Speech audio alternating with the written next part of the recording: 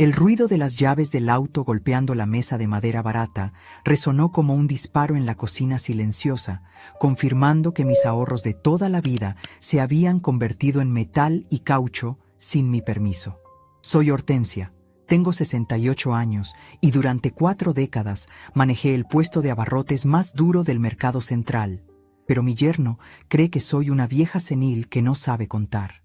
Me miró con esa sonrisa torcida de vendedor de ilusiones, sin saber que al subestimarme acababa de firmar su propia desgracia. La mañana tenía ese olor engañoso a café recién hecho y pan tostado, un aroma a hogar que intentaba disfrazar la podredumbre que se había instalado en mi propia casa. Me senté en mi silla habitual, esa que tiene el cojín bordado que ya perdió el color por tanto uso, y miré fijamente a Javier. Él estaba ahí, parado con el pecho inflado como un gallo de pelea que nunca ha pisado el ruedo, balanceando el llavero con el logotipo de una marca japonesa brillante y nueva. A su lado, mi hija Sandra miraba sus propias manos entrelazadas sobre el mantel, incapaz de levantar la vista, cómplice por silencio, víctima por costumbre. «¿Qué es esto, Javier?», pregunté, aunque la respuesta me quemaba en las entrañas. Mi voz salió tranquila, demasiado tranquila para el huracán que sentía nacer en el estómago. «Una inversión, suegra, una inversión», dijo él, arrastrando la silla para sentarse frente a mí con una confianza que me dio náuseas. Ya vio cómo estaba mi carcacha vieja, me dejaba tirado cada 2 por 3, y usted sabe que necesito movilidad para los negocios. Así que bueno, tomé una decisión ejecutiva. Decisión ejecutiva. Las palabras bailaron en el aire con una obscenidad ridícula. Javier no había tenido un empleo formal en 3 años. Sus negocios eran esquemas piramidales, ventas de perfumes falsos y apuestas deportivas que siempre terminaban en números rojos. «¿Y con qué dinero hiciste esa decisión ejecutiva?», insistí, notando cómo mis dedos buscaban instintivamente el borde de la mesa, aferrándose a la madera para no saltar sobre su cuello. Él soltó una risita nerviosa, pero arrogante, y le dio un sorbo ruidoso a mi café. «Ay, suegrita, no se me ponga dramática».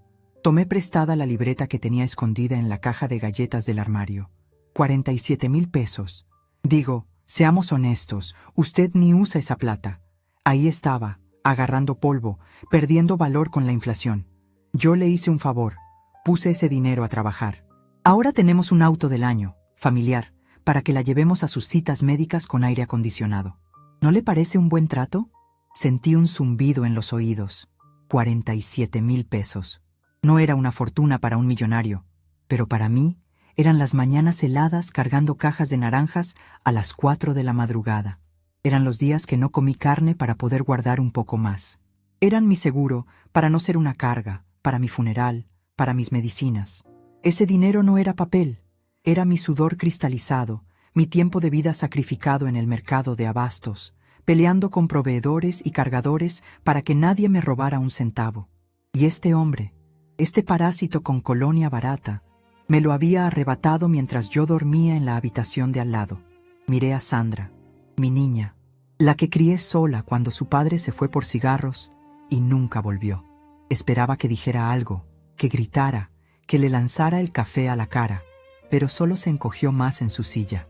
«Mamá, Javier dice que lo va a reponer», murmuró ella, con la voz tan fina como un hilo a punto de romperse. «Es que necesitaba el auto para conseguir trabajo de verdad». La decepción fue más amarga que el robo. Me di cuenta entonces de que estaba sola en esa mesa. No había familia ahí, solo 2 extraños. Uno que me veía como un cajero automático defectuoso y otra que me veía como un daño colateral aceptable para mantener contento a su marido. Me levanté despacio. Mis rodillas crujieron. Ese sonido familiar que Javier seguramente interpretaba como debilidad, como el sonido de una estructura vieja a punto de colapsar. Caminé hacia la ventana que daba a la calle. Ahí estaba. Un sedán gris plata, brillando bajo el sol de la mañana, estacionado chueco frente a mi portón.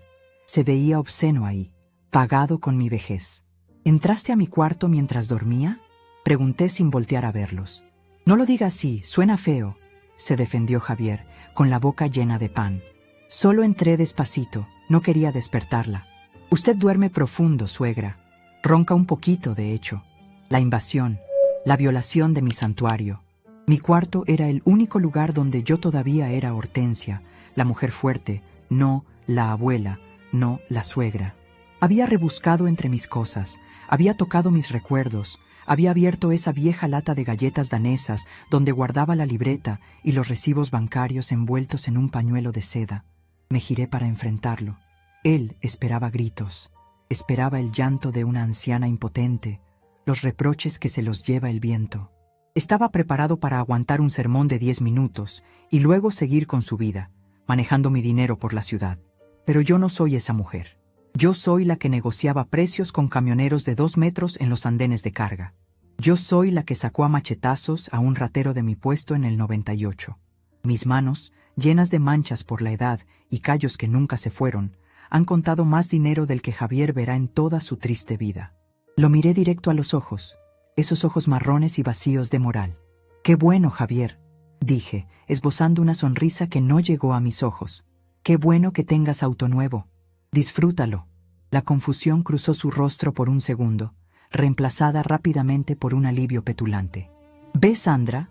Te dije que tu mamá iba a entender. Es lógica pura». Se volvió hacia mí, radiante. «Gracias, suegra. Va a ver que no se arrepiente. Hasta la podemos llevar a la playa el fin de semana». «Claro», respondí, caminando hacia mi habitación con paso firme. «Voy a buscar mis lentes, ya vuelvo». Entré a mi cuarto y cerré la puerta con suavidad. El aire ahí dentro se sentía denso, cargado con la energía de la traición. Fui hacia la lata de galletas. Estaba vacía, tirada sobre mi tocador. Ni siquiera tuvo la decencia de dejarla en su lugar. La toqué con la punta de los dedos, sintiendo el frío del metal. No sentí tristeza. Lo que sentí fue una claridad helada, una concentración absoluta que no experimentaba desde mis mejores años en el negocio. Ellos creen que porque tengo el pelo blanco y camino despacio, mi mente se ha vuelto blanda. Creen que la vejez es sinónimo de estupidez o de resignación. Javier piensa que el respeto a los mayores es una frase hecha que me obliga a perdonar sus abusos para no quedarme sola. No sabe que la soledad es un palacio comparada con la compañía de un ladrón. Tomé mi teléfono celular, un modelo viejo pero funcional que descansaba sobre la mesa de noche. Mis dedos no temblaron al desbloquear la pantalla. Marqué 3 números. 9, 1, 1. Esperé el tono. «Emergencias, ¿cuál es su situación?» «Buenos días, señorita», dije con voz firme y clara, vocalizando como me enseñó mi madre. «Quiero reportar un robo en proceso en mi domicilio. Un hurto agravado. El perpetrador está en la cocina, confesó el crimen y tiene en su posesión los bienes adquiridos con el dinero sustraído». «¿Está usted en peligro, señora?», preguntó la operadora, su voz tensándose. «Físicamente no, pero mi patrimonio ha sido saqueado. El ladrón es un familiar político que aprovechó mi estado de sueño para ingresar a mi habitación privada y sustraer 47,000 pesos en efectivo y documentos bancarios. ¿Puede darme su dirección y el nombre del individuo?» Di mi dirección con precisión militar.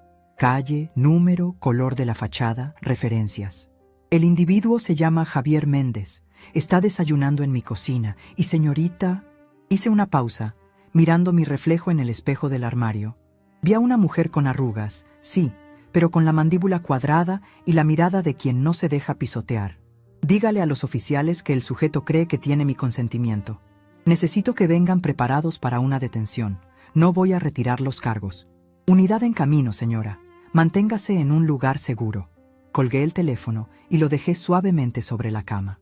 Me alicé la falda, respiré hondo y olí el aroma a lavanda que siempre pongo en mis cajones. Ese era mi olor. El olor del orden, de la limpieza, de la decencia. Todo lo que Javier había ensuciado. Salí de la habitación y volví a la cocina. Javier estaba mordiendo otra tostada, riendo de algo que veía en su celular. Sandra me miró con una mezcla de alivio y culpa, pensando que la tormenta había pasado.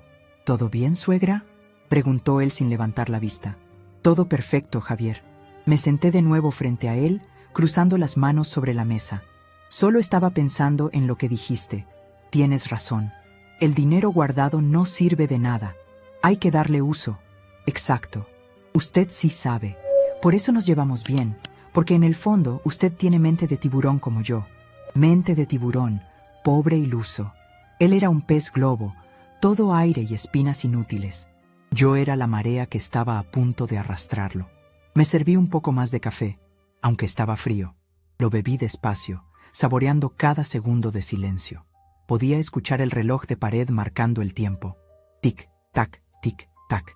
Cada segundo era un paso más de la patrulla acercándose a mi puerta. Miré alrededor de mi cocina. Cada azulejo lo pagué yo. La estufa la compré de contado hace 10 años. El refrigerador, la licuadora, hasta los tenedores. Todo en esta casa tenía una historia de esfuerzo. Y Javier, en su arrogancia infinita, creyó que podía entrar, tomar lo que quisiera y apaciguarme con un paseo a la playa. Creyó que mi amor de madre por Sandra me ataría las manos. Pero Sandra ya no era una niña, y yo ya no era solo una madre. Era una ciudadana, una mujer que había trabajado demasiado duro para permitir que un zángano se bebiera mi sangre. ¿Y qué tal corre el auto?, pregunté, manteniendo la conversación viva, tejiendo la red. Uf, una seda, suegra. Tiene estéreo con Bluetooth, vidrios eléctricos. Una nave. Cuando quiera le doy las llaves para que lo vea por dentro, aunque usted ya no maneja, ¿verdad? Mejor, así no se estresa. Yo soy su chofer designado desde hoy. Qué amable eres, dije, y la ironía era tan espesa que casi se podía cortar con cuchillo, pero él estaba demasiado enamorado de su propia voz para notarlo. Es bueno saber quién tiene las llaves. A lo lejos, muy a lo lejos, escuché el primer aullido de la sirena. Fue un sonido débil al principio, mezclándose con el ruido del tráfico de la avenida principal, pero poco a poco se fue haciendo más nítido, más cortante. Sandra levantó la cabeza. ¿Escuchan eso? Parece que pasó algo cerca, dijo ella. Seguro algún choque, con tanto inútil al volante, comentó Javier, restándole importancia. La sirena se hizo más fuerte. El sonido crecía, llenando la calle, rebotando en las paredes de las casas vecinas. Era el sonido de la justicia, o al menos el sonido de las consecuencias. Javier se levantó para ir a la ventana, curioso como siempre. Oiga, se oye bien cerquita. A ver qué chisme hay en el barrio. Lo vi asomarse, apartando la cortina con esa mano que había profanado mis ahorros. Vi cómo su espalda se tensaba. Vi cómo la curiosidad se transformaba en rigidez. «Qué raro», murmuró. Se pararon aquí enfrente. «¿Quién es, Javier?», pregunté, sin moverme de mi silla, sintiendo una calma poderosa correr por mis venas. «La policía. Hay 2 patrullas. Están viendo el auto». Se giró hacia mí, con el ceño fruncido, una sombra de duda cruzando por primera vez su rostro de niño malcriado. «Suegra, ¿usted está esperando a alguien?». Me puse de pie lentamente, apoyando mis manos firmes sobre la mesa. Lo miré con la frialdad de quien calcula el peso exacto de la mercancía antes de cobrar. «No estoy esperando a nadie, Javier. Estoy esperando justicia». «¿Qué?». Su voz tembló. En ese momento, el golpe seco en la puerta de metal de la entrada resonó en toda la casa. ¡Pom, pom, pom! «¡Policía! ¡Abran la puerta!». Sandra soltó un grito ahogado y se llevó las manos a la boca. Javier se puso pálido, del color de la ceniza vieja. Me miró, y por primera vez vio a la mujer que realmente era. No vio a la anciana que tejía en el sofá. Vio a la comerciante que sobrevivió a crisis, devaluaciones y saqueos. Vio a la dueña de todo lo que le rodeaba. «Hortensia», susurró, usando mi nombre por primera vez en años, olvidando el suegra. «¿Qué hiciste?». Caminé hacia la puerta, pasando junto a él sin detenerme, sintiendo cómo mi corazón latía con la fuerza de un motor recién aceitado. Lo que tenía que hacer, muchacho. Recuperar lo mío. Extendí la mano hacia el picaporte, sabiendo que al girarlo, mi vida y la de ellos cambiaría para siempre. No había vuelta atrás, y por primera vez en mucho tiempo me sentí completamente viva. La puerta se abrió y 2 oficiales entraron con esa cautela de quien no sabe si encontrará una tragedia o una comedia doméstica. Javier intentó jugar su carta de siempre, la del hombre encantador, la víctima de las circunstancias, el yerno incomprendido que lidia con la demencia senil de la abuela. Se adelantó con las manos en alto, una sonrisa nerviosa temblando en sus labios, tratando de bloquearles la vista hacia mí. Oficiales, qué pena, de verdad, dijo, soltando una risita que sonó a vidrio roto. Mi suegra, ya saben cómo es la edad. A veces se confunde, se le olvidan las cosas. Le presté un dinero para una emergencia y ella cree que se lo robé. Es todo un malentendido familiar. El oficial más joven, un muchacho que no tendría más de 25 años, me miró por encima del hombro de Javier. Yo permanecía de pie junto a la mesa, con la espalda recta y las manos entrelazadas, proyectando la misma autoridad con la que solía vigilar a los cargadores que intentaban robarme fruta en el mercado. No grité, no lloré. Simplemente señalé la libreta de ahorros vacía sobre la mesa y luego señalé el auto nuevo que brillaba insultantemente a través de la ventana. Oficial, dije con voz de hielo. Ese hombre no tiene empleo desde hace 3 años. Esa libreta estaba bajo llave en mi habitación. La transacción tiene fecha de ayer a las 3 de la tarde, hora en la que yo estaba en mi terapia de rodilla, y él estaba supuestamente buscando trabajo. Eso no es un préstamo. Eso es abuso de confianza y robo a una persona de la tercera edad. Y quiero que conste en el acta que mi hija, aquí presente, sabía del auto y no dijo nada. La sonrisa de Javier se desmoronó. La realidad de la situación, fría y dura como el piso de cemento, le golpeó la cara. No era una disputa doméstica. Era un crimen financiero y yo tenía los recibos, literales y figurados. Mientras los oficiales le pedían su identificación y comenzaban a cuestionarlo sobre el origen de los fondos para el vehículo, sentí algo extraño en el pecho. No era miedo. Era el despertar de un músculo que no usaba hacía mucho tiempo, el instinto de supervivencia. Mientras se llevaban a Javier esposado, pataleando y gritando que yo estaba loca, que era una desagradecida, me di cuenta de que la verdadera batalla apenas comenzaba. Sandra se quedó llorando en el sofá, hecha un ovillo, mirándome como si yo fuera el monstruo. Cuando la patrulla se alejó y la casa quedó en un silencio sepulcral, solo roto por los sollozos de mi hija, no me senté a consolarla. No podía. Si lo hacía, volvería a ser la madre permisiva que había creado este desastre. En su lugar, caminé hacia mi habitación y cerré la puerta con seguro. Necesitaba hacer un inventario. No de lo que me habían robado, sino de lo que me quedaba. Me acerqué al viejo baúl de cedro que tengo al pie de la cama. Javier nunca lo abría porque olía a naftalina y ropa vieja, cosas que a él le repugnaban. Aparté las cobijas de lana y saqué una caja de zapatos vieja, reforzada con cinta adhesiva. Dentro no había dinero. Javier ya se había llevado el efectivo fácil. Lo que había allí valía mucho más, pero hacía falta tener cerebro para entenderlo. Saqué una vieja agenda de cuero negro, desgastada por los años de uso en el mercado de abastos. Las páginas estaban amarillentas y olían a comino y clavo. La abrí con cuidado.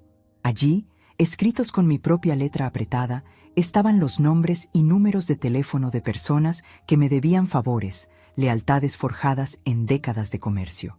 Abogados, cerrajeros, proveedores, incluso algunos funcionarios del municipio a los que ayudé cuando eran apenas unos muchachitos con mocos en la nariz. Pasé los dedos por el nombre de Licenciado Valenzuela. Roberto, el hijo de la señora que vendía tamales en la entrada 3. Yo le pagué los libros de su primer año de derecho cuando su madre enfermó. Ahora era un pez gordo en la fiscalía. Más abajo, el Chato Ramírez, dueño de la ferretería más grande del barrio y antiguo compadre de mi difunto esposo. Javier pensó que al robarme el dinero me dejaba desnuda. Pobre idiota. Me robó papel, pero no me robó mi historia. No me robó mi reputación. Él veía a una vieja que arrastraba los pies. No veía la red de seguridad invisible que yo había tejido durante 40 años de trabajo honesto. Miré mis manos. Estaban llenas de manchas hepáticas y las venas se marcaban como ríos azules bajo la piel fina. Durante los últimos 5 años, desde que me jubilé, había dejado que estas manos se volvieran suaves, dedicadas solo a cocinar para ellos, a lavar su ropa, a acariciar la cabeza de una hija que no sabía defenderme. Me había dejado convencer de que mi tiempo había pasado, de que mi opinión valía menos porque no entendía cómo usar las aplicaciones del celular o porque no sabía qué era un Bitcoin. Me senté en el borde de la cama y dejé escapar un suspiro largo. ¿Cómo había permitido esto? ¿En qué momento Hortensia, La patrona del pasillo 7 se convirtió en la suegra que estorba. Fue gradual. Primero fueron las pequeñas bromas sobre mi memoria. Luego, la insistencia en que yo no debía cargar cosas pesadas. Después, Javier ofreciéndose a ir al banco por mí para que no te canses. Me fueron quitando el control centímetro a centímetro, disfrazándolo de cuidado, envolviendo su codicia en papel de regalo de falsa preocupación. Y yo, por no causar problemas, por miedo a la soledad, por ese maldito temor a que mi hija me dejara de hablar, cedí. Me miré al espejo del tocador. Vi mis ojos, oscuros y hundidos, pero con una chispa que creía extinta. Te vieron la cara de tonta, Hortensia, me dije a mí misma en voz alta. Te la vieron porque tú cerraste los ojos, pero ya los había abierto, y lo que veía ahora era claridad pura. Javier creía que con el auto nuevo tenía poder. Creía que al gastarse mis ahorros me tenía atada a su voluntad, porque pensaba que sin ese dinero yo dependería de él para comer. No sabía que la casa estaba a mi nombre. No sabía que el local del mercado, aunque cerrado, seguía siendo mío, y que la concesión valía 10 veces más que ese auto de plástico. Escuché a Sandra tocar la puerta tímidamente. «Mamá, por favor, abre. Tenemos que hablar. Tienes que retirar la denuncia. Lo van a meter preso». No contesté. Dejé que tocara. Necesitaba que entendiera que el acceso a mí ya no era gratuito. Volví a la caja de zapatos y saqué otro documento, las escrituras de la casa. El papel era grueso, formal. Leí mi nombre, Hortensia del Carmen Morales, única propietaria. No había usufructo vitalicio para nadie. No había copropietarios. Esta casa, estos muros que Javier había llenado con su humo de cigarro y su pereza, eran mi fortaleza. Durante años, Javier se había paseado por aquí como si fuera el dueño del rancho, criticando la pintura, exigiendo que cambiara los muebles, quejándose de que el internet era lento. Y yo agachaba la cabeza. «Sí, mijo, luego vemos». «Sí, Javier, tienes razón». Cuánta bilis me había tragado. Me levanté y sentí que la rodilla me dolía menos. O tal vez el dolor seguía ahí, pero mi rabia era más fuerte y lo opacaba. Comencé a caminar por la habitación, trazando un plan mental. No bastaba con meterlo a la cárcel un par de días, él saldría. Los tipos como Javier siempre salen, porque son escurridizos como las cucarachas. Necesitaba blindarme. Necesitaba asegurarme de que cuando regresara encontrara todas las puertas cerradas, literalmente. Tomé mi celular y marqué el primer número de la lista en mi agenda de cuero. «Bueno, Ferretería Ramírez. Buenas tardes. ¿Se encuentra el Chato?» «Sí». «¿De parte de quién?» «Dile que habla Hortensia, la de las naranjas. Dile que necesito un cerrajero de confianza urgente, de esos que no hacen preguntas y trabajan rápido. Y dile que voy a necesitar candados de alta seguridad». Hubo una pausa al otro lado y luego escuché la voz rasposa y familiar de mi viejo amigo. «Hortensia, milagro. Pensé que ya te habías olvidado de los pobres. ¿Qué pasó, mujer? Te oyes diferente». «Me oigo despierta, Chato. Me oigo despierta. Necesito cambiar todas las chapas de mi casa hoy mismo. Y necesito que me mandes a 2 de tus muchachos más fuertes para mover unas cosas». «¿Problemas con el yerno?», preguntó él, con esa intuición que solo da la vida en el barrio. «Problemas que se van a acabar hoy. ¿Puedes ayudarme? En media hora están ahí. Lo que la patrona ordene». Colgué y sentí una oleada de satisfacción. La patrona. Hacía tanto que no escuchaba esa palabra dirigida a mí. Sonaba dulce. Sonaba correcta. Salí de la habitación con la agenda en la mano y las escrituras bajo el brazo. Sandra seguía en la sala, con los ojos rojos, hablando por teléfono, seguramente con la familia de Javier, contándoles la versión donde yo soy la bruja malvada. Al verme, colgó rápido. «Mamá, ¿qué vas a hacer?», preguntó, mirándome con miedo. No miedo físico, sino el miedo de quien ve cambiar las reglas del juego y no sabe cómo jugar. «Voy a hacer limpieza, Sandra», dije caminando hacia la cocina. «Y tú tienes que decidir algo muy importante en la próxima hora». «¿Decidir qué? Si eres la hija de Hortensia Morales o si eres la esposa del ladrón que se llevó mi vejez en el bolsillo». «Mamá, no puedes hacerme elegir. Es mi esposo. Él quería darnos una vida mejor con ese auto. Se equivocó, sí, pero no lo hizo con maldad». Me detuve y la miré. Mi pobre niña. 40 años y seguía creyendo en cuentos de hadas donde los sapos se convierten en príncipes, cuando la realidad es que los sapos solo te llenan la casa de lodo. Robar a una anciana mientras duerme es maldad, Sandra. Gastarse el dinero de mis medicinas en un estéreo con Bluetooth es maldad. Y verlo y callarse, dejé la frase en el aire, pesada como una lápida. Voy a cambiar las cerraduras. Javier no vuelve a entrar a esta casa. Si tú quieres quedarte, bienvenida seas. Pero las reglas van a cambiar. Aquí se trabaja, se respeta y se aporta. Se acabó el hotel de mamá. Sandra abrió la boca para protestar, para decirme que era ilegal, que era cruel, pero el sonido del timbre la interrumpió. Eran los muchachos del Chato Ramírez, puntuales. Abrí la puerta y el aire fresco de la tarde entró de golpe, limpiando el olor a encierro y a mentiras. Los cerrajeros traían taladros y cajas de herramientas. Detrás de ellos vi llegar una camioneta de la ferretería. «Buenas tardes, doña Hortensia», dijo el capataz quitándose la gorra con respeto. «El patrón nos mandó.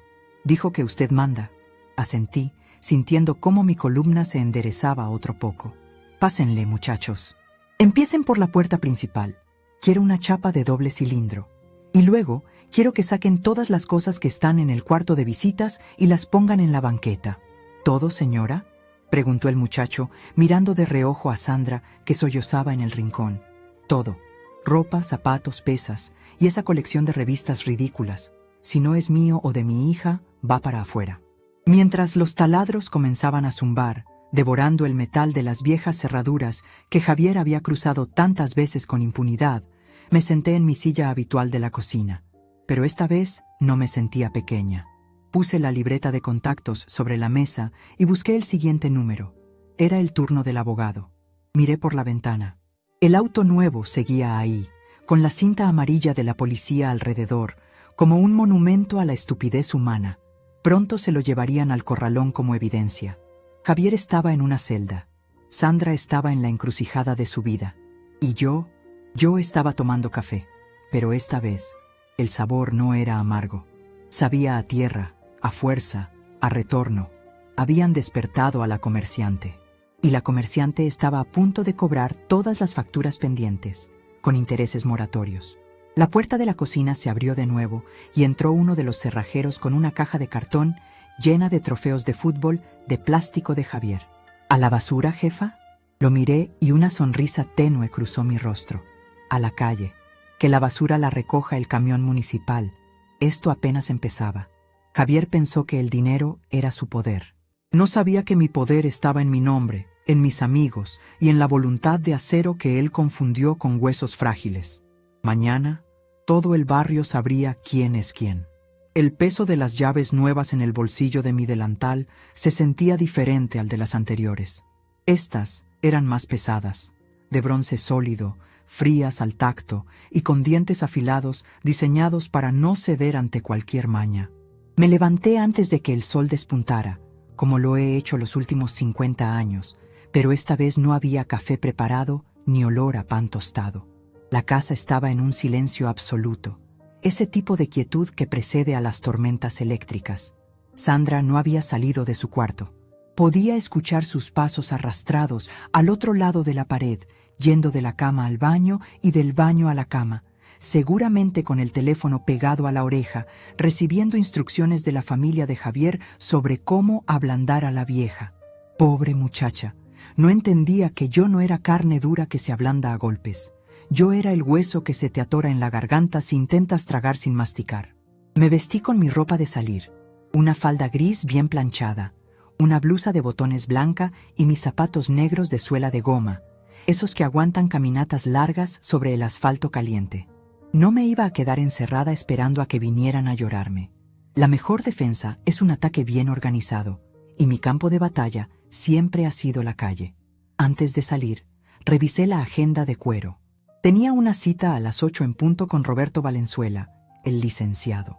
No en su despacho con aire acondicionado y secretarias de uñas largas, sino donde se cierran los tratos de verdad, en la fonda de Doña Chona, en el corazón del mercado de abastos. Salí de la casa asegurándome de dar 2 vueltas a la cerradura nueva. El clac-clac del mecanismo cerrándose fue música para mis oídos. Dejé a Sandra durmiendo o llorando, no importaba. Necesitaba que entendiera que la seguridad de esta casa ya no dependía de sus caprichos amorosos. El mercado a esa hora es un hervidero. El olor a cilantro fresco, a pescado sobre hielo y a camiones de diésel me llenó los pulmones, devolviéndome la vida que Javier me había estado chupando poco a poco. Caminé por los pasillos estrechos, esquivando a los diableros que cargaban torres de cajas de jitomate. «Adiós, doña Hortensia», gritó el carnicero al verme pasar. Dichosos los ojos, pensé que ya se había retirado a la vida de rica. «La riqueza es para los vagos, Ramiro. Aquí andamos, revisando que no me vendan gato por liebre», respondí, saludando con la mano sin detenerme. Llegué a la fonda. Roberto ya estaba ahí, con su traje impecable que desentonaba con las sillas de plástico rojo de la cocinera. Al verme, se puso de pie de un salto, limpiándose la boca con una servilleta de papel. «Madrina», me dijo, besándome la mejilla con respeto genuino. «Siéntese, por favor. Ya pedí sus chilaquiles verdes, sin crema, como le gustan». Roberto no era mi ahijado de bautizo, pero en el mercado, cuando le pagas los estudios a alguien, te conviertes en su madrina para siempre. «Gracias, mijo. Pero hoy no vengo a comer, vengo a trabajar». Saqué la carpeta con la copia de la denuncia y los recibos bancarios que Javier no se había llevado. Roberto los tomó, su mirada de abogado afilándose detrás de sus lentes de montura dorada. «Leí el informe preliminar que me mandó por mensaje», dijo él, bajando la voz para que los comensales de al lado no escucharan. «Hurto agravado con abuso de confianza. Es serio, doña Hortensia, pero la familia de él ya contrató a un defensor de oficio y están buscando un abogado privado. Van a alegar que fue un préstamo familiar, que hubo consentimiento tácito porque vivían bajo el mismo techo. No hubo consentimiento, Roberto. Hubo robo nocturno». «Lo sé, pero la ley a veces es ciega ante las dinámicas familiares. Van a intentar presionarla para que otorgue el perdón.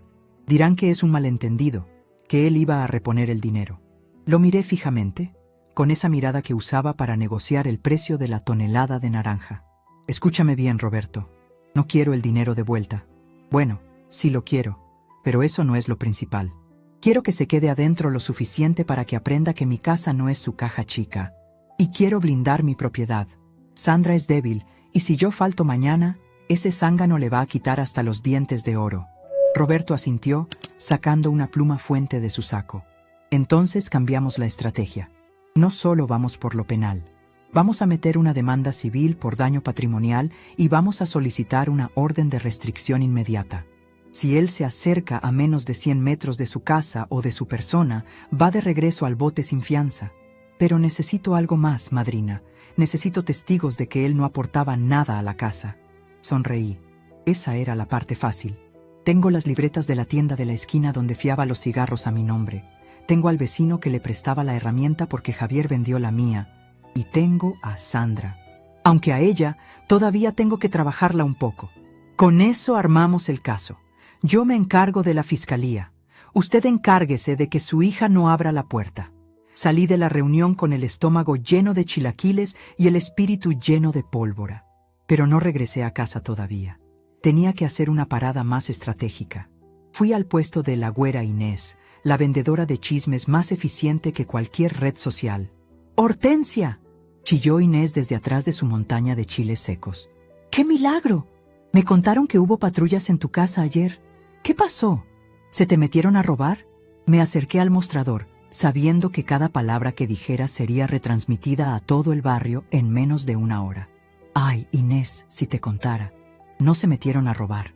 El ladrón ya vivía adentro». Hice una pausa dramática, acomodándome el chal. «Javier, el marido de mi Sandra, me vació la cuenta de ahorros mientras yo dormía para comprarse un coche. ¿Puedes creerlo? 47,000 pesos. Inés abrió los ojos como platos. «No me digas. Con razón andaba presumiendo que le había ido bien en un negocio». «¿Cuál negocio? Si lo único que sabe negociar ese hombre es a qué hora levantarse». Lo denuncié, Inés. Se lo llevaron esposado. Y que ni crean que voy a retirar los cargos. A los rateros, ni agua. Haces bien, mujer. Haces bien. Esos mantenidos son una plaga. Sabía que para el mediodía La versión de que la pobre suegra loca denunció al yerno por error, que seguramente la familia de Javier estaba difundiendo, quedaría aplastada por la verdad del mercado. Javier era un ratero que le robaba a las viejas. La vergüenza social es un arma poderosa, y yo acababa de apretar el gatillo. Regresé a casa cerca de la 1 de la tarde. El sol estaba alto y picaba en la piel. Al doblar la esquina de mi calle, vi lo que me temía. Un auto viejo, color vino y despintado, estaba estacionado frente a mi portón, bloqueando la entrada. Reconocí el vehículo al instante. Era de Consuelo, la madre de Javier. Estaba parada en la banqueta, abanicándose con una revista, acompañada de su otra hija, una muchacha que tenía la misma mirada altanera que su hermano. Al verme acercarme, Consuelo se enderezó, alisándose el vestido de flores demasiado ajustado. «Ahí viene», le dijo a su hija, señalándome como si yo fuera el diablo. «Ahí viene la desalmada». Caminé sin acelerar el paso. Mis zapatos de goma no hacían ruido contra el cemento. Mantener la calma es lo que más desquicia a la gente histérica. «Buenas tardes, Consuelo», dije al llegar a su altura, deteniéndome frente a mi reja cerrada. «¿Se les ofrece algo?» «¿Qué si se nos ofrece algo?», chilló ella, con esa voz chillona que siempre me daba dolor de cabeza. «Se nos ofrece que saques a mi hijo de la cárcel ahora mismo. Eres una bruja, Hortensia. Mira que mandarlo encerrar por un dinero que él te iba a pagar. El dinero no se toma sin permiso, Consuelo. Eso se llama robo. Y en mi casa a los rateros se les trata como rateros». «Es tu familia», intervino la hermana, dando un paso adelante de forma agresiva. «Javier ha vivido aquí 3 años. Te ha cuidado». Solté una carcajada seca, breve. ¿Cuidarme? ¿Comerse mi comida es cuidarme? ¿Usar mi luz y mi agua sin poner un peso es cuidarme? Saqué las llaves nuevas de mi bolsillo y las hice tintinear frente a sus caras. «Se acabó la beca, niñas. Javier está donde debe estar, y ustedes están estorbando en mi entrada». Intenté meter la llave en la cerradura, pero Consuelo se interpuso, poniendo su mano sobre mi brazo. Su tacto era pegajoso y caliente. «No vas a entrar hasta que hables con Sandra. Ella está destrozada. Le estás arruinando la vida a tu propia hija por tacaña. Ese dinero ni lo usabas. Lo tenías ahí pudriéndose». Me solté de su agarre con un movimiento brusco. La fuerza de mis brazos, curtidos por años de cargar cajas, la sorprendió. Retrocedió un paso, tambaleándose. «Escúchame bien, Consuelo». Bajé la voz, convirtiéndola en un susurro peligroso. «Ese dinero es mi vejez. Son mis rodillas, es mi espalda, son mis madrugadas. Si tú criaste a un inútil que necesita robarle a su suegra para sentirse hombre, esa es tu vergüenza, no la mía. Y si vuelves a tocarme, te juro por lo más sagrado que la próxima patrulla que venga será para llevarte a ti». Consuelo se puso roja, luego pálida. No esperaba esto. Esperaba a la Hortensia que servía café y se quedaba callada en las reuniones familiares. Esperaba a la viejita que tejía en el rincón. No conocía a la patrona. En ese momento, la puerta de la casa se abrió. Sandra salió al pequeño patio delantero. Tenía los ojos hinchados y el cabello revuelto. «Sandra», gritó Consuelo viendo a su aliada, «dile a tu madre. Dile que retire la denuncia, o Javier se va a matar ahí adentro. Está deprimido. Dice que no puede respirar». Sandra miró a su suegra. Luego me miró a mí. Yo estaba parada firme, con la llave en la mano, esperando. No le dije nada. No le supliqué con la mirada. Ella tenía que ver el contraste, la histeria manipuladora de Consuelo frente a la dignidad firme de su madre. «Mamá», empezó Sandra, con la voz quebrada. «Diles que se vayan, Sandra», ordené, sin dejar de mirar a Consuelo a los ojos. «Diles que esta es mi casa y que aquí no se grita». Hubo un silencio eterno de 5 segundos. El viento movió las hojas del árbol de la banqueta. Consuelo jadeaba, esperando que Sandra se quebrara y me atacara. «Consuelo», dijo Sandra, y su voz tembló, pero luego tomó aire. «Por favor, vete. Mi mamá está cansada». «¿Qué?», chilló la hermana de Javier. «¿Vas a dejar que trate así a mi hermano? Eres una mala esposa. Y tu hermano es un ladrón», soltó Sandra. Fue un susurro, pero se escuchó como un trueno. Se llevó la mano a la boca, sorprendida de sus propias palabras. Yo sentí un calorcito en el pecho. Ahí estaba, una chispa, pequeña, pero una chispa al fin.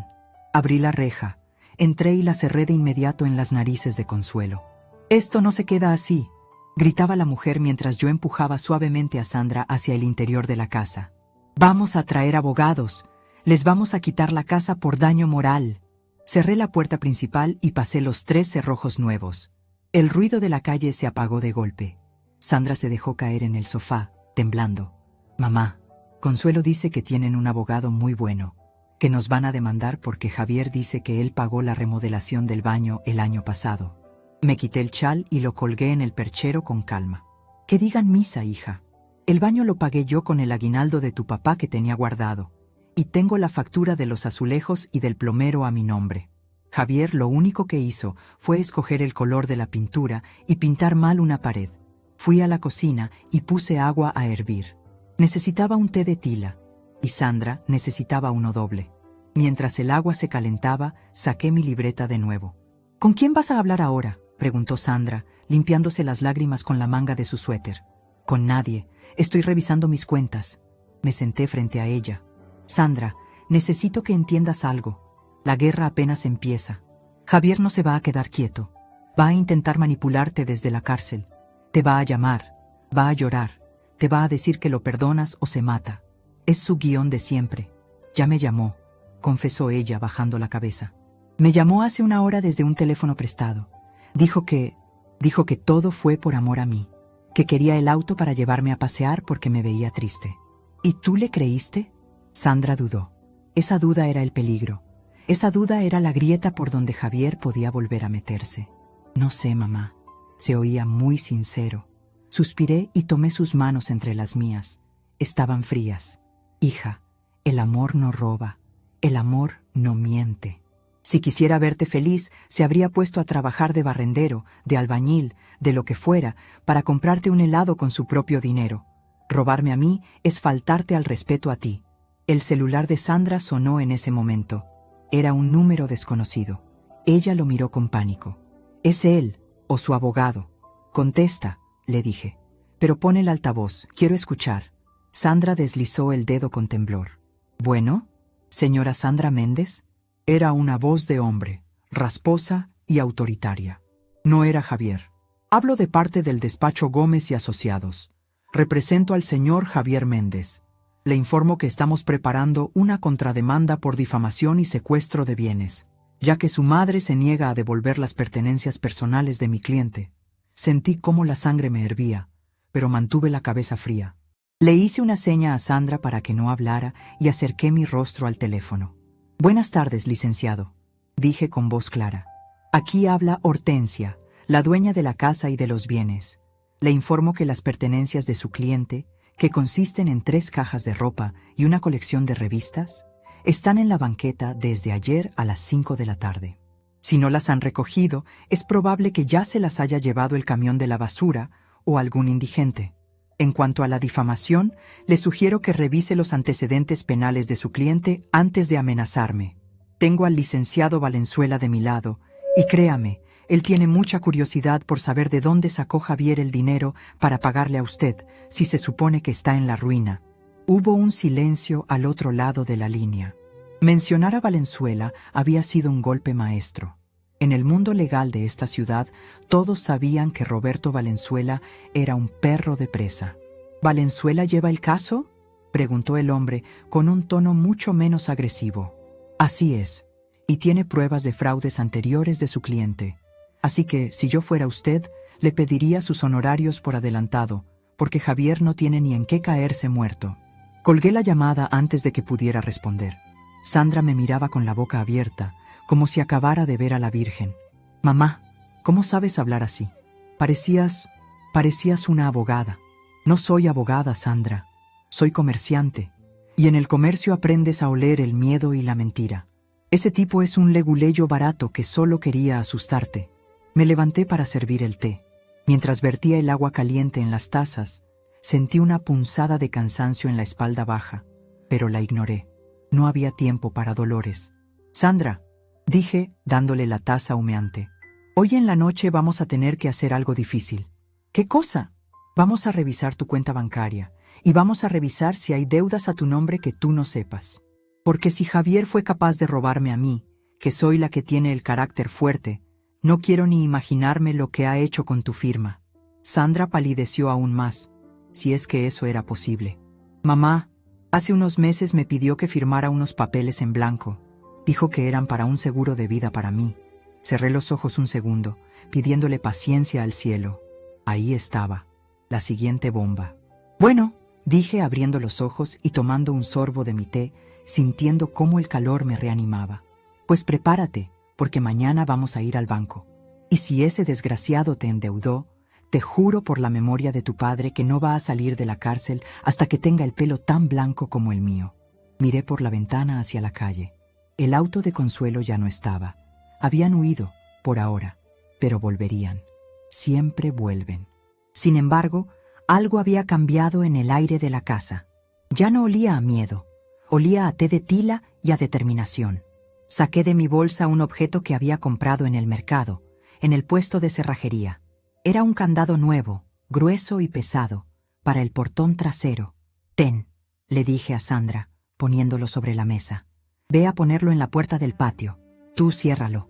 Tú quédate con la llave». «¿Yo?» «Sí. Es hora de que empieces a cerrar tus propias puertas, hija». Sandra tomó el candado. Pesaba en sus manos. Lo miró un largo rato.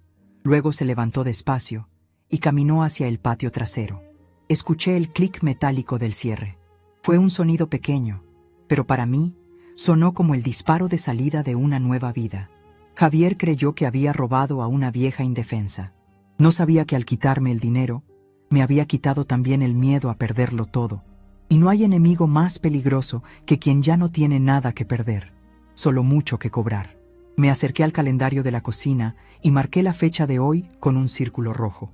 El día 1 de la nueva administración. Y mañana rodarían cabezas. La mañana siguiente no trajo el arrepentimiento que Sandra esperaba, sino una tormenta de llamadas perdidas y mensajes de voz llenos de veneno. Mi teléfono, sin embargo, permanecía en silencio, salvo por una notificación puntual a las 7 de la mañana. Era Inés, la güera del mercado. Su mensaje era breve, un audio con el ruido de fondo de las cortinas de acero levantándose. «Hortensia, avísale a tu consuegra que no venga hoy. Nadie le va a vender ni un kilo de jitomate. Aquí la lealtad se pesa en báscula, y ella salió debiendo». Sonreí mientras me servía el café.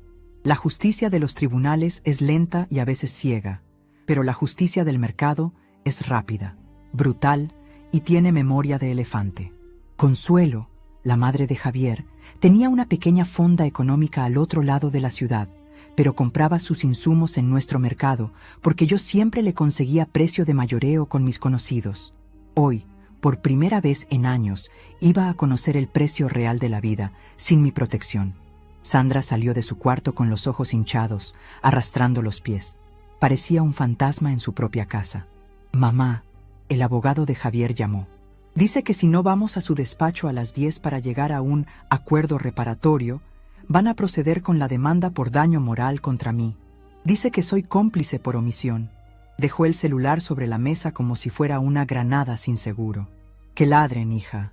Perro que ladra no muerde, y menos si no tiene dientes». Tomé mi bolso, ese de cuero negro que he tenido por 15 años y que pesa como si llevara ladrillos, aunque solo llevo mis documentos. «Arréglate. No vamos a ver a ningún abogado de pacotilla todavía. Primero tenemos una cita en el banco». El viaje en taxi fue silencioso. Sandra miraba por la ventana, retorciéndose las manos. Yo iba repasando mentalmente los números.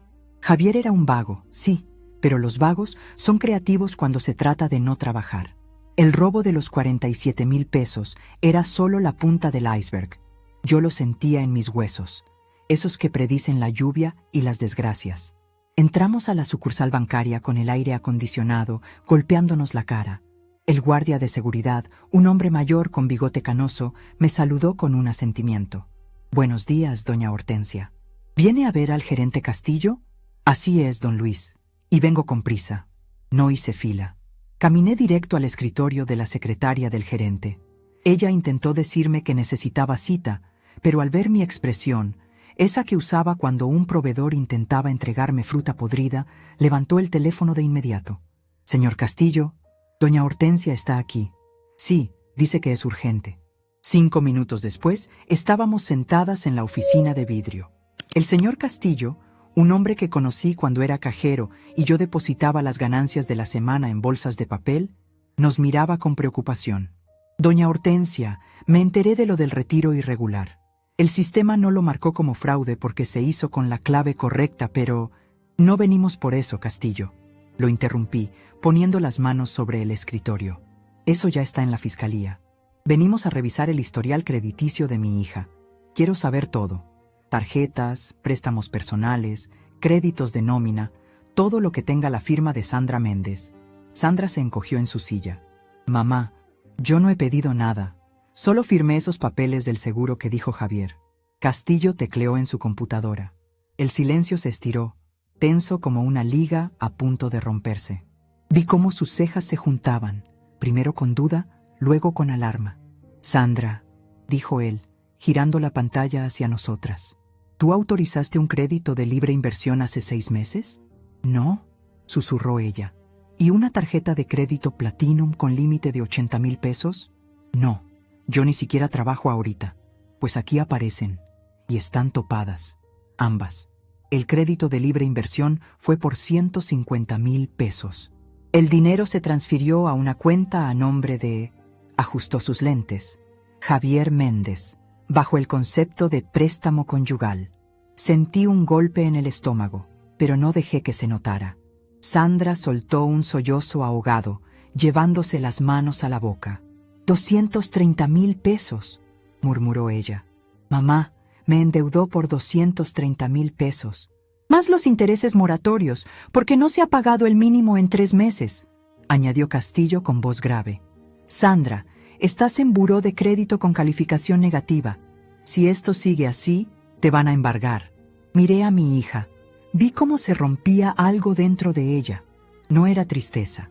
Era la imagen idealizada de su marido cayéndose a pedazos, revelando al parásito que había debajo. Javier no solo le había robado a su suegra, había hipotecado el futuro de su propia esposa para mantener sus vicios y sus fantasías de grandeza. Imprime todo, Castillo, ordené, mi voz sonando metálica, fría. Cada estado de cuenta, cada contrato con esas firmas falsificadas o obtenidas con engaños. Quiero las fechas, las horas y las transferencias. Doña Hortensia, esto es fraude equiparado. Sandra tendría que demandar a su propio esposo para desconocer la deuda. Me puse de pie, tomando mi bolso con fuerza. Eso es exactamente lo que vamos a hacer. Gracias, Castillo. Salimos del banco con un folder grueso bajo el brazo. El sol del mediodía era inclemente, pero Sandra ya no lloraba. Caminaba a mi lado con la mirada fija en el pavimento, con una rigidez nueva en los hombros. La lástima se había convertido en horror, y el horror, si se cocina bien, se convierte en rabia. Ahora sí, dije, revisando mi reloj. Vamos a ver a ese abogaducho. El despacho del defensor de Javier estaba en un edificio viejo del centro, en una oficina que olía a humedad y a colonia barata para disimular el olor a cigarro. Nos recibió un hombre calvo, con un traje brillante que le quedaba grande, sentado detrás de un escritorio lleno de papeles desordenados. Junto a él estaba Consuelo, con los ojos rojos y una expresión de triunfo prematuro al vernos entrar. Vaya, vaya, dijo el abogado sin levantarse. Pensé que no vendrían. Siéntense, por favor. Doña Consuelo está muy alterada por el arresto injusto de su hijo. De pie estamos bien, dije, quedándome cerca de la puerta. Sandra se colocó a mi lado, abrazando el folder del banco contra su pecho como un escudo. Mire, señora Hortensia, empezó el abogado, entrelazando los dedos. Vamos a ser prácticos. Su yerno cometió un error, sí. Tomó un dinero prestado sin avisar. Pero mantenerlo en la cárcel no le devuelve su dinero. Si retira los cargos hoy mismo, Javier se compromete a pagarle, digamos, 2,000 pesos mensuales hasta cubrir la deuda. Y, por supuesto, Sandra debe firmar una carta aceptando que ella le dio permiso para limpiar el expediente. Consuelo asintió vigorosamente. Es lo justo, Hortensia. Es tu familia. No seas rencorosa. Mi hijo está sufriendo ahí dentro, con delincuentes de verdad. Dejé que hablaran. Dejé que soltaran todo su discurso ensayado. Cuando terminaron, di un paso al frente y dejé caer el folder del banco sobre el escritorio del abogado. El golpe seco hizo que Consuelo saltara en su silla. «¿Qué es esto?», preguntó el abogado, mirando los papeles con desconfianza. «Eso, licenciado, es la razón por la que su cliente no va a salir de la cárcel en mucho, mucho tiempo». Me incliné hacia adelante, apoyando mis manos curtidas sobre la madera barata. «Ahí tiene pruebas de fraude bancario, falsificación de documentos y robo de identidad contra mi hija, Sandra Méndez. La suma total asciende a casi 300,000 pesos, más los 47,000 que me robó a mí». El abogado abrió el folder. Sus ojos se movieron rápido por las páginas. Su sonrisa petulante desapareció. Consuelo se inclinó para ver, sin entender los números. «¿Qué dice ahí?», preguntó ella nerviosa. «Dice que tu hijo», habló Sandra por primera vez, con una voz que no reconocí, una voz dura y rasposa. «Sacó préstamos a mi nombre mientras yo dormía. Dice que falsificó mi firma. Dice que el dinero que ganaba en sus negocios imaginarios, en realidad, era dinero que me estaba robando a mí». «¡Mentira!», gritó Consuelo. «Javier jamás haría eso. Él te adora». «Él se adora a sí mismo, Consuelo», le respondí, cortante. «Y ahora, hablemos de realidades. Licenciado, usted sabe que con estos cargos federales por fraude bancario no hay fianza que valga.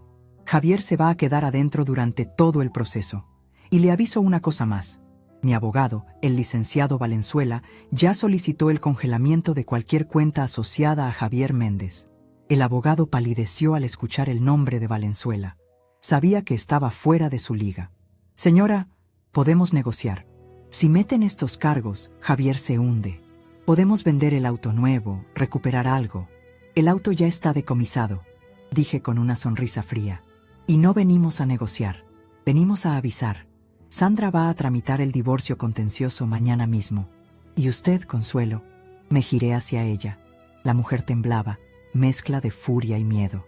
«Me enteré de que tuviste problemas hoy en el mercado», dije suavemente. «Qué pena. Parece que la gente ya sabe qué clase de hijo criaste. Y te voy a decir algo más, porque veo que no entiendes con quién te metiste. ¿Sabes quién es el dueño del local donde tienes tu fonda?». Consuelo parpadeó, confundida. «Le pago renta al señor Rivas». «El señor Rivas murió hace 2 meses, Consuelo. Sus hijos están vendiendo las propiedades. Y adivina quién hizo una oferta esta mañana por ese local comercial, usando el dinero de la venta de un terreno en el pueblo que tenía olvidado. Era un blofeo a medias. Rivas sí había muerto, y yo sí tenía un dinero guardado de un terreno, pero aún no había comprado nada. Sin embargo, el miedo es más efectivo que la realidad». Los ojos de Consuelo se llenaron de terror absoluto. Su medio de vida, su pequeño reino, estaba en peligro. «No serías capaz», balbuceó. «Soy capaz de eso, y más cuando tocan a mi cría», dije, señalando a Sandra. «Así que te sugiero que te busques otro mercado y otro abogado, porque este hombre no va a poder salvar a tu hijo de lo que viene». Tomé mi bolso y le hice una seña a Sandra. «Vámonos, hija. Aquí huele a basura». Salimos del despacho dejando atrás un silencio sepulcral, roto solo por el sonido de Consuelo empezando a llorar. Un llanto de derrota, no de manipulación. Al bajar a la calle, el aire se sentía más ligero. Sandra respiró hondo, como si hubiera estado conteniendo el aliento durante 3 años. «Mamá, ¿de verdad vas a comprar el local de Consuelo?». La miré y le guiñé un ojo. «No necesito más locales, hija. Ya trabajé mucho». Pero ella no necesita saberlo. El miedo la mantendrá lejos de nosotras, y eso es lo que cuenta. «No sabía que tenías dinero del terreno del pueblo», dijo ella, mirándome con una mezcla de admiración y extrañeza. «Hay muchas cosas que no sabes, Sandra, porque durante mucho tiempo dejaste de verme como tu madre y empezaste a verme como la abuela que estorba. Yo tengo recursos, tengo historia y tengo memoria». Javier pensó que yo era una vieja que guardaba el dinero bajo el colchón porque era ignorante. No sabía que lo guardaba ahí porque me gusta tener liquidez para emergencias. Y él se convirtió en la emergencia. Caminamos hacia la parada del autobús. No tomamos taxi de regreso. Necesitábamos sentir la calle, ver a la gente, recordar que la vida sigue. «Mamá», Sandra me detuvo antes de subir al camión. «Perdóname. Fui una estúpida. Dejé que me envolviera. Dejé que te faltara al respeto. Le acomodé un mechón de cabello detrás de la oreja. No fuiste estúpida, fuiste confiada. Y la confianza es buena, pero el control es mejor. Ahora ya sabes la lección.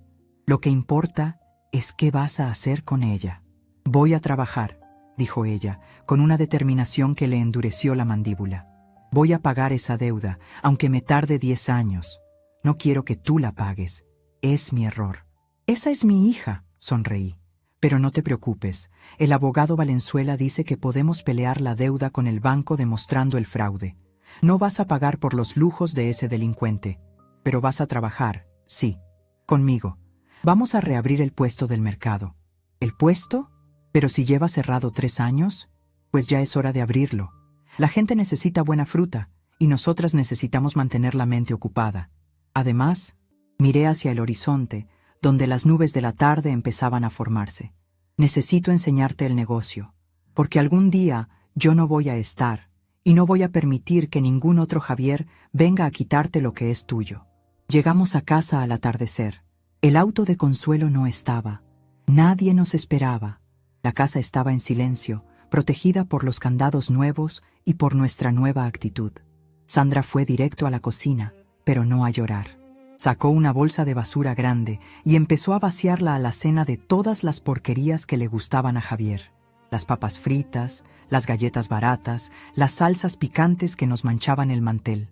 Voy a limpiar todo, mamá. Quiero que esta casa huela a nosotras otra vez. Yo me senté en mi silla, sacando mi vieja libreta de cuentas, pero esta vez no anoté pérdidas. Anoté en la primera página limpia: inicio de operaciones, recuperación de la dignidad.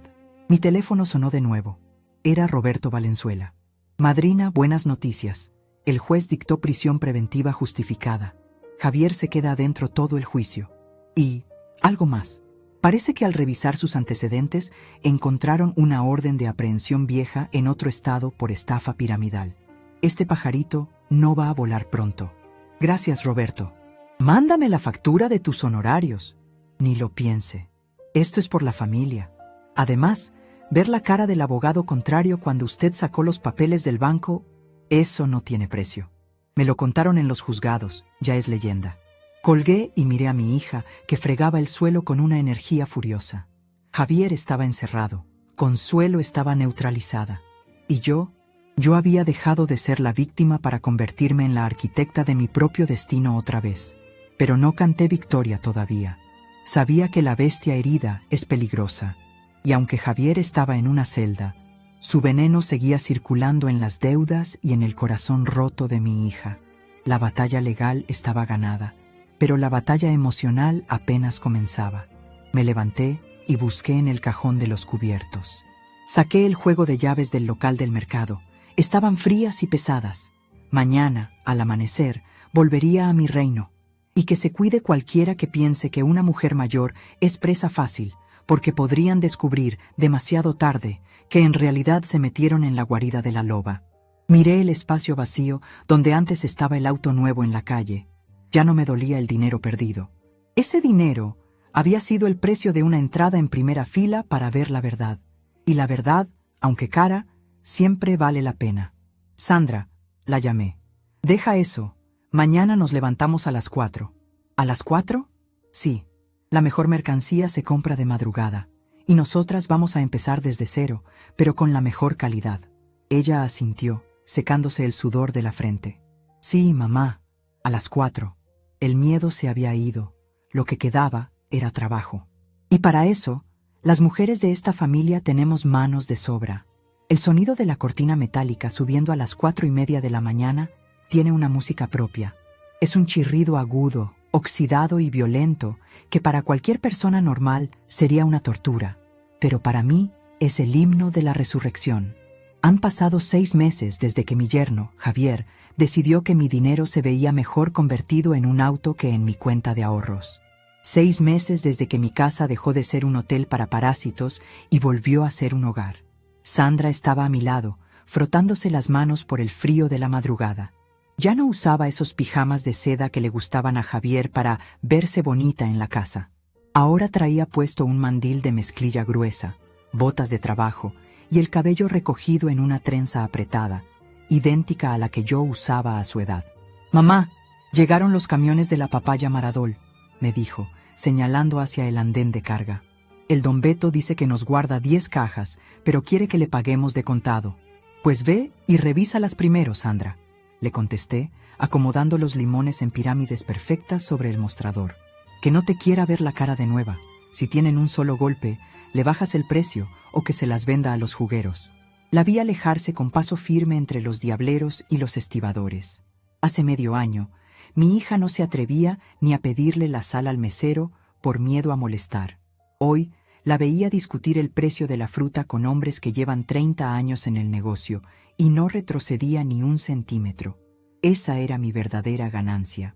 Los 47,000 pesos que Javier se robó dolieron, sí, y la deuda de casi 300,000 que le dejó a Sandra nos obligó a apretarnos el cinturón hasta casi cortar la circulación, pero verla a ella convertida en una mujer de verdad, eso no tiene precio. Nuestro puesto, Frutas Hortensia, había vuelto a la vida. Al principio, la gente murmuraba. Decían que yo estaba loca por volver a trabajar a mis 68 años, que debería estar descansando, pero el descanso es para los muertos o para los ricos. Y yo no soy ninguna de las dos cosas. Además, el trabajo cura, el olor a tierra húmeda, a cilantro y a guayaba madura me limpió el alma de la amargura que Javier había dejado impregnada en las paredes de mi casa.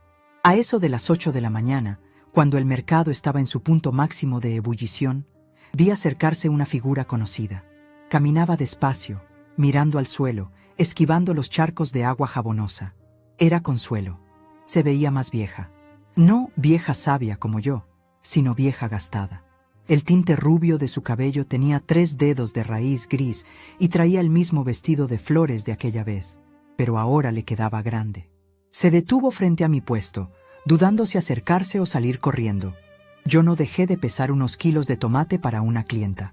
«¿Qué va a llevar, marchanta?», pregunté en voz alta, sin dirigirme a ella específicamente, pero sabiendo que me escuchaba.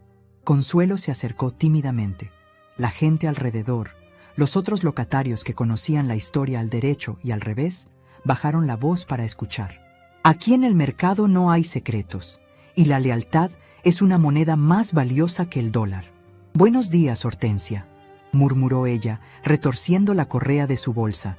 Vengo a ver si me fías unos kilos de cebolla y papa. El proveedor no me quiso surtir hoy porque dice que le debo la semana pasada». Levanté la vista y la miré a los ojos. No sentí lástima, pero tampoco sentí el odio de antes. Solo sentí esa indiferencia fría que uno siente por una mosca que ya no zumba. «Aquí no se fía, Consuelo. Ya te lo había dicho Inés y te lo dijeron los de la carnicería. Tu crédito en este mercado se acabó el día que tu hijo decidió robarme y tú decidiste aplaudirle. Por favor, Hortensia, la fonda está vacía, la gente no va. Dicen que ahí se cocina con dinero robado». Se le quebró la voz. «Javier me llama todos los días desde el reclusorio pidiéndome dinero para protección. Dice que lo golpean si no paga. Ya vendí la televisión, vendí mis joyas. No tengo nada». Sandra regresó en ese momento, cargando una caja de papayas sobre el hombro con una fuerza que me llenó de orgullo. Bajó la caja con un golpe seco sobre la mesa y se limpió el sudor de la frente. Al ver a su suegra, bueno, casi ex-suegra, porque el divorcio estaba a punto de salir, se enderezó. «Sandra, hija», empezó Consuelo, tratando de buscar al eslabón débil, pero el eslabón se había forjado en acero. «No soy tu hija, Consuelo», dijo Sandra, con una voz tranquila pero firme. «Y si Javier tiene problemas adentro, es porque él se los buscó. Nosotras tenemos una deuda enorme que pagar por culpa de sus fraudes. Cada peso que entra en esta caja es para limpiar mi nombre en el banco, no para mantener vicios ajenos». «Pero es tu esposo». «Era mi error», corrigió Sandra. «Y ya lo estoy enmendando. Si quieres cebolla, el kilo está a 25 pesos. De contado. Si no, por favor, no estorbes a los clientes». Consuelo nos miró, buscando algún rastro de la sumisión antigua, pero solo encontró dignidad. Bajó la cabeza, sacó un billete arrugado de 50 pesos y compró 2 kilos de cebolla. Se fue arrastrando los pies, cargando su bolsita de plástico transparente, derrotada no por nosotras, sino por las consecuencias de su propia crianza. Cuando se perdió entre la multitud, Una de mis clientas habituales, una muchacha joven llamada Rocío que siempre viene con un bebé en brazos, me miró con los ojos muy abiertos. Doña Hortensia, qué fuerte es usted. Yo no hubiera podido.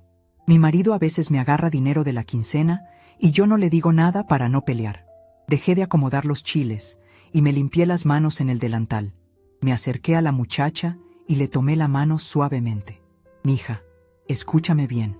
El dinero va y viene, pero el respeto, una vez que se pierde, no regresa nunca. Si te roba hoy 5 pesos y te callas, mañana te roba el alma. No se trata de ser fuerte, se trata de tener memoria.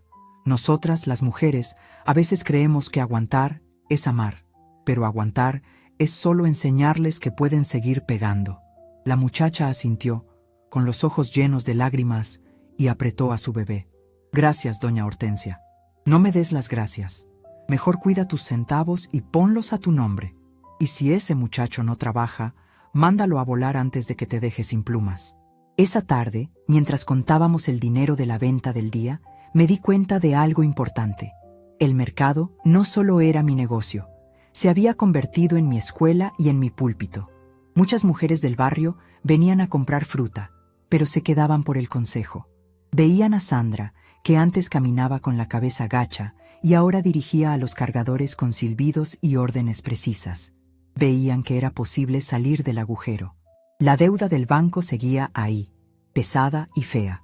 El abogado Valenzuela había logrado demostrar que muchas de las firmas eran falsas, lo que redujo el monto considerablemente. Pero todavía debíamos pagar una parte de los préstamos que Javier sacó digitalmente usando las claves de Sandra. No era justo, claro que no, pero en lugar de llorar por la injusticia, decidimos trabajarla. Mamá, con lo de hoy completamos la mensualidad del banco y nos sobra para reinvertir en aguacate, que va a subir de precio la próxima semana, dijo Sandra, cerrando la vieja caja registradora de metal.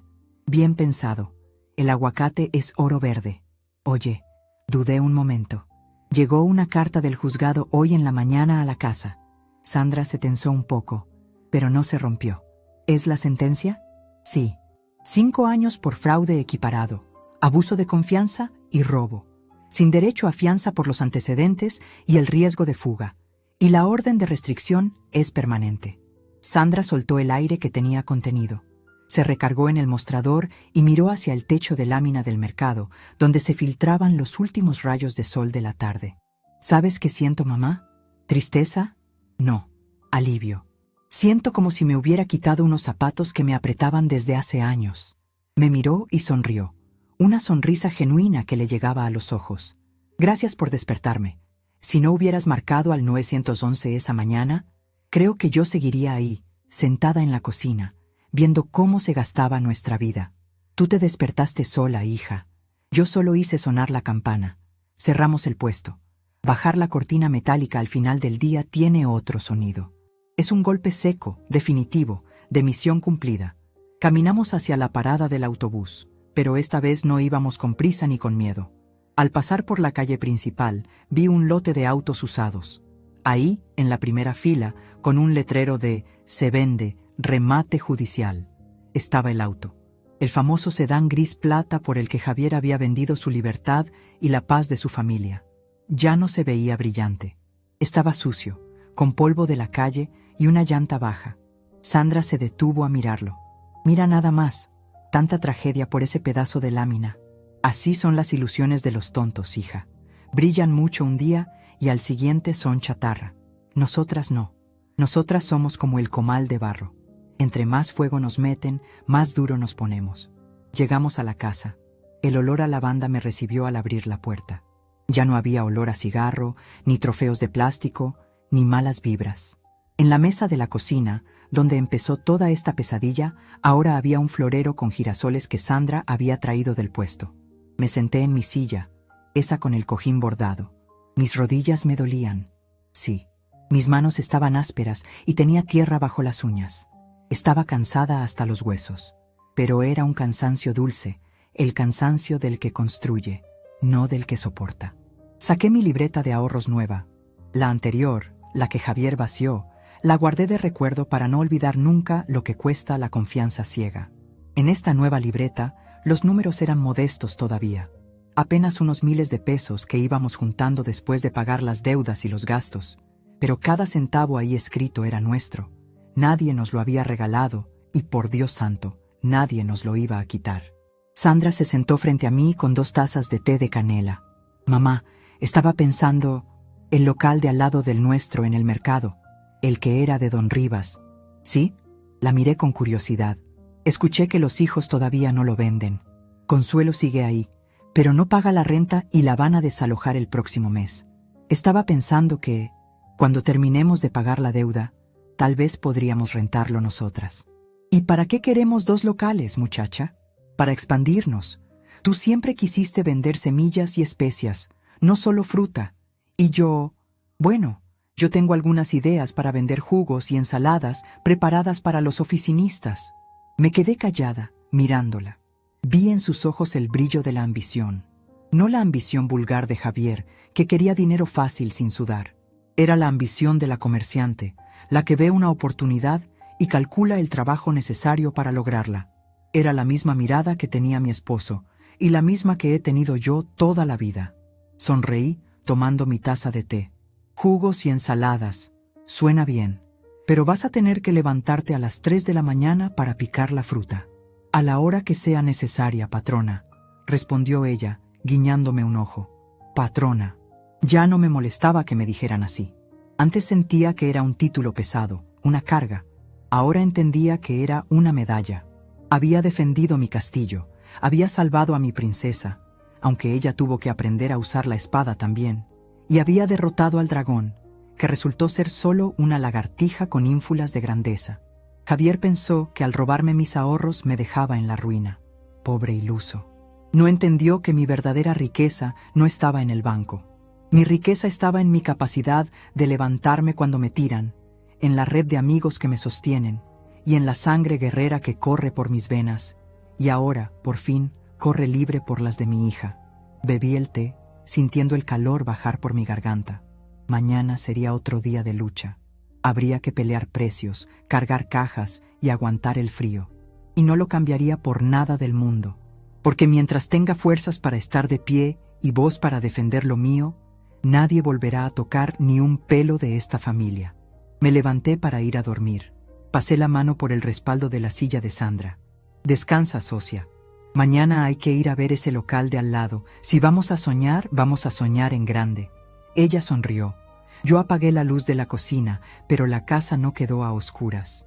La luz de la luna entraba por la ventana, iluminando el lugar donde antes estaba el miedo, y donde ahora solo había futuro. La vejez no me quitó nada. Al contrario, me dio la claridad para ver quién sobra y quién falta en mi mesa. Y esta noche, por primera vez en mucho tiempo, la cuenta estaba saldada.